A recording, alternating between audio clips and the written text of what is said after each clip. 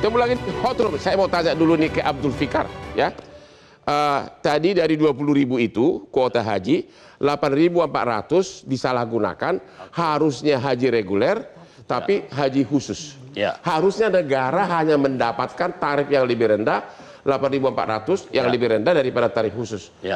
Dalam kasus ini yang dibayarkan ke rekening penerima setoran ini tarif haji reguler atau tarif haji khusus? Ini asumsi. Ya. Kalau yang yang diterima itu 8.400 tadi 8.400. Ya. Masyarakat membayarnya sebagai haji khusus. Masyarakat membayar sebagai haji khusus. Nah, persoalannya adalah apakah uang masyarakat atau uang peserta haji ini yang membayar plus itu masuk ke negaranya memakai tarif reguler atau tarif khusus? Di situ ininya. Harusnya menurut ketentuan tarif reguler.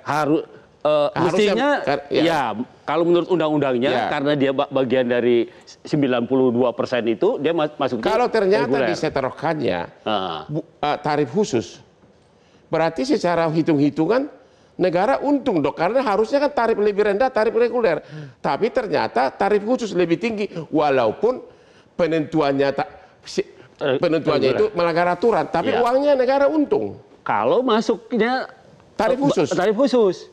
Jadi negara penentuannya untung, adalah ada yang dirugikan. 8.400 ini dibayarkannya masuk ke bank penerima setoran tarif khusus atau tarif reguler. Nah, itu yang jadi pertanyaan. Nggak ada yang tahu. Kira-kira Pak pengamat haji tahu nggak kira-kira?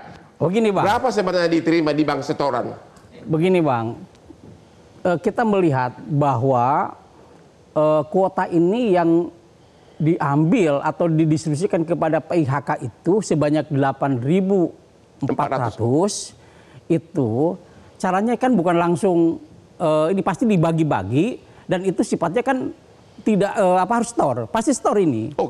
Nah, begitu masuk si PIHK itu mendapat bagian 100 kuota misalnya, maka jamaah itu konsumen itu membayar semuanya kepada PIHK. Semua uang yang masuk kepada PIHK itu diolah oleh PIHK untuk keperluan jamaah, untuk akomodasi, catering, transportasi, semua udah masuk di situ. Negara di mana dapatnya? Karena bukan store kepada negara, store-nya kepada rekening perusahaan. Nah, pertanyaan saya bukan itu malah.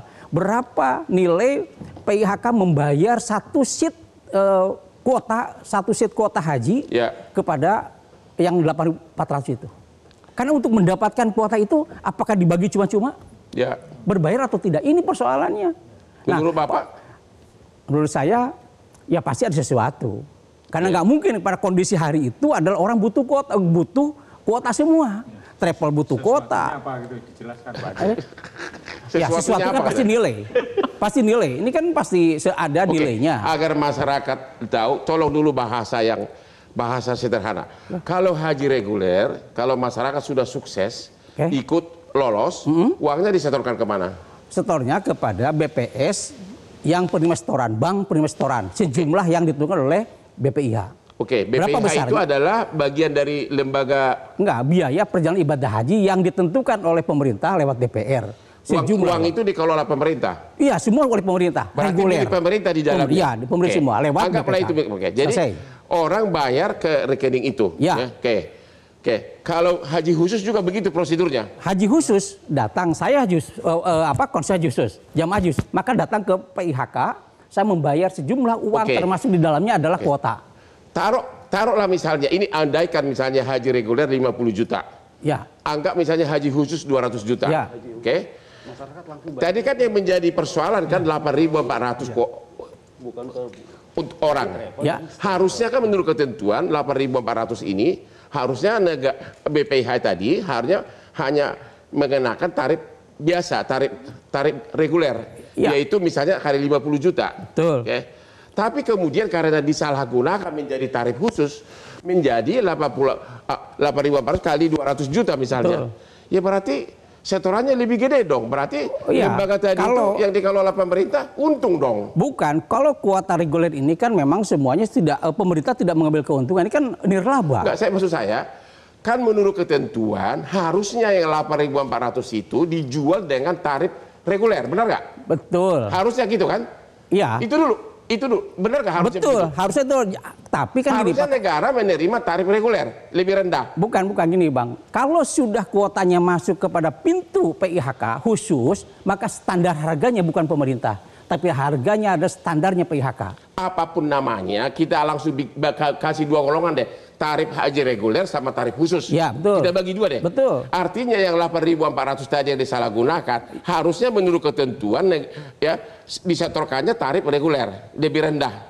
Tapi dijual tarif khusus. Berarti malah untung gitu loh. Yang untung siapa? Pastilah PIHK-nya yang mendapat kuota itu. Bang Hotman, ini saya meluruskan nih. Ya, silakan. Karena disebut berkali-kali 8.400. Anggap itu dulu, itu hanya untuk hitung-hitungan. Dari 20.000 kita batasi dulu. Begini, kalau yang disepakati oleh DPR itu 241. Ya. Maka dikalikan 92%, dapatnya berapa untuk reguler? 221.200. 221. Ya. Terus berapa haji khususnya? 19.290. Ya. Itu saja. Ya. Yang berangkat berapa haji khusus itu? Maka menyimpang dari 19.260 tapi 29.661. Ada 10.000 lebih yang melanggar. Ya makanya saya sebut ini real, ini data real bukan data asumsi. Jadi 10.731 itu sudah firm. Itulah yang berangkat haji khusus. Bayarnya? Yang seharusnya dia itu hanya 19.290. Dari hitung-hitungan berapa? 241.000 itu dikalikan 8%. Ya, saya setuju. Pertanyaannya, harusnya kan kalau aturannya diterapkan, berarti kelebihan ini kan harusnya tarif haji reguler kan? Ya. Seharusnya tarif haji reguler itu masuklah itu 10.000 itu akan memperpendek antrian yang panjang. Makanya dari segi hitung-hitungan kan ini kan perkara korupsi. Kalau perkara korupsi harus melanggar hukum satu, dipenuhi. Yang kedua adalah kerugian negara di mana? Seseorang melanggar hukum, memperkaya diri sendiri, orang lain atau korporasi. Merugikan keuangan negara dan atau perekonomian masyarakat. Dalam konteks ini adalah jamaah calon haji inilah yang dirugikan. Jadi Bapak setuju secara hitung-hitungan kalau berdasarkan peraturan normatif sebenarnya negara tidak dirugikan. Negara dirugikan dong Pak. Kan masyarakat tadi dirugikan. Kan negara dapat uang lebih yang harusnya tarif reguler menjadi tarif khusus. Gimana Pak? Ya kalau uangnya kan tidak disetor ke negara ini. Enggak, lembaga itu tadi. BPIH. Iya. Jadi ini Pak, saya ulang lagi. Bukan BPIH Pak, BPKH. BPKH. Iya. Oke, silakan Pak. Jadi gini, PIHK itu BPKH bukan penyelenggara ibadah haji khusus. PIHK swasta. Dia punya standar ini kan. Standar harganya adalah di atas 200 juta. Nah, syaratnya untuk membayarkan harus punya kuota. Nah, kuota itu diambil dari mana? Maka diambil yang kuota tadi. Itu kita setuju semua ada pelanggaran. Kita setuju. Ada pelanggaran kuota itu sudah tidak diragukan lagi karena undang-undang udah jelas hanya 2%. Ya kan? Masalahnya sekarang ibaratnya ini cincin ini harusnya menurut peraturan dibayar 50 juta, ternyata dibayar 200 juta. Artinya lembaga yang dituju pemerintah untuk menerima setoran menjadi menerima lebih. Ya pastilah Bang. Kan dia dapat keuntungannya, PIHK itu beda dengan yang reguler. Ya justru itu makanya.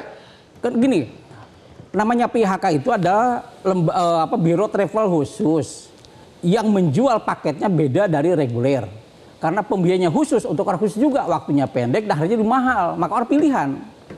Nah, pilihan menjadi mahal, maka bukan 200 juta itu akan masuk kepada kas negara, tapi digunakan untuk seluruh biaya operasional. Tapi sesudah travel ini menjual, terus dia setorkan ke BPKH ada nggak? Bukan setor ke BPKH, tapi setornya adalah dikelola oleh dia, oleh lembaga itu, oleh travel itu dikelola untuk pembiayaan tadi. Maka 200 juta itu untuk catering, untuk akomodasi, semua masuk di situ.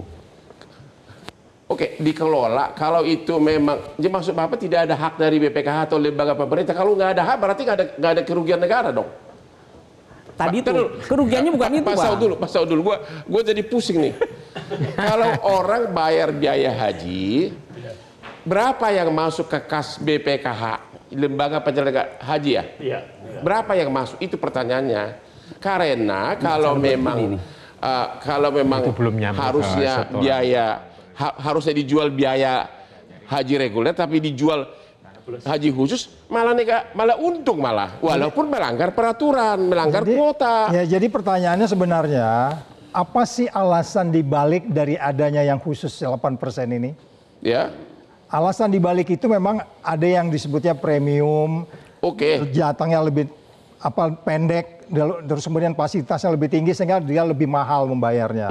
Kalau pertanyaannya yang 8% ini dijalankan tapi kenyataannya 50%, itu pun sudah kelihatan mens rea actus reus. Itu jelas melanggar. Yes, jadi dari situ sudah jelas. Pertanyaannya kembali kan Hotman kan pikir kemana keuntungannya si perusahaan. Karena ini perkara korupsi. Iya, harus negara rugi berapa? Ya, itu yang disebutnya kembali lagi kalau mau dihitung jumlahnya berapa sebenarnya kerugiannya kan imaterial dengan material beda. Material rugi, malah gue lihat material malah untung negara. Setuju nggak Pak? Oh ya enggak. Kalau bayarnya plus, kalau masuk ke negaranya. Harusnya haji reguler dijual haji khusus, harganya jadi naik. Terus ini mana kerugian negara? Karena tanpa ada kerugian negara, ini kan bos-bos KPK nih. Karena tanpa ada kerugian negara nggak ada korupsi. Kita istirahat dulu, gue pusing.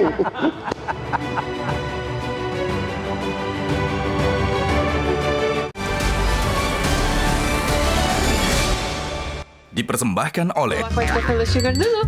Wah, rendah gula, nyaman diminum. Hai, belum sarapan, berani minum kopi, siapa takut?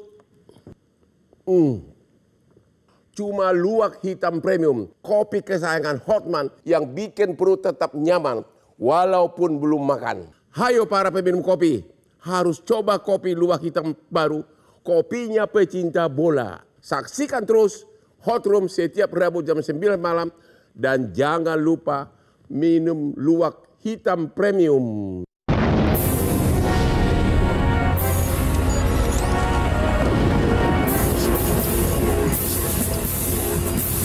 Gunadarma, Coloring the Global Future. Membangun insan cerdas, kompetitif, dan berkarakter. Bersama Yuci, masa depan diraih saat ini. Universitas Gunadarma. Hai, belum sarapan, berani minum kopi, siapa takut? Cuma luwak hitam premium, kopi kesayangan Hotman yang bikin perut tetap nyaman walaupun belum makan. Hayo para peminum kopi,